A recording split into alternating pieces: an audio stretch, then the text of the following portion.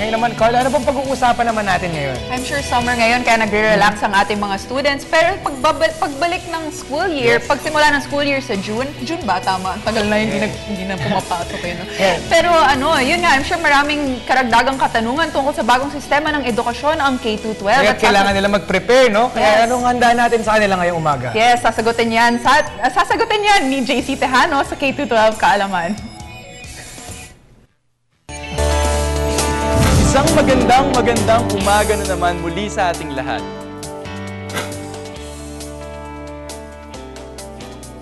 At dahil natapos na nating matalakay ang K+12 mula kindergarten hanggang senior high school, pag-uusapan naman natin ang iba pang aspeto nito na tiyak akong gusto nyo ring malaman. Sisimulan natin ang diskusyon sa kung kailan talaga magbabago ang sistema at kung sino ba ang maapektuhan. Katulad ng nabanggit ko noon, ngayong school year 2012 to 2013, ipinatupad ang K+12. Ang mga maapektuhan lang ay ang mga batang kakapasok lang ngayon sa grade 1 at first year high school o ang tinatawag na grade 7 sa bagong sistema. Ibig sabihin, hindi na apektado ng K+12 ang mga nasa second year high school ngayon. Susundin pa rin nila ang 4 na taon na sistema. Samantala, sa 2018 naman, graduate ang mga first year high school na ngayon.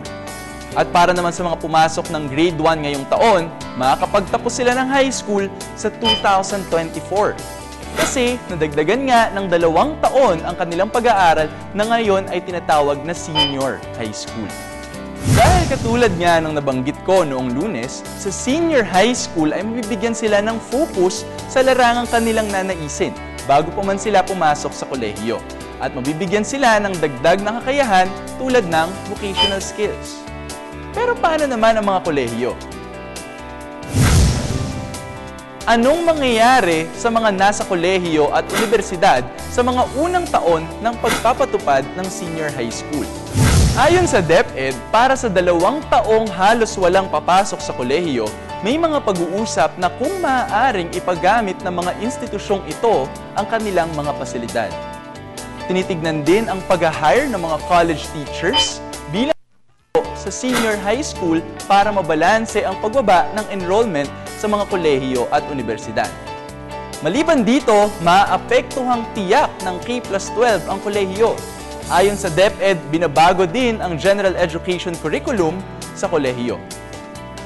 Dahil din nakabase sa college readiness standards, nakikita na sa K+12 maaaring mabawasan na ang units na kukunin sa general education curriculum sapagkat marami sa units ay mapapasadahan sa grades 11 to 12. Sa pagkakaroon ng K+12, ang college curriculum ay may 1 taong general education subjects at nasa 2 taon o higit pang major subjects.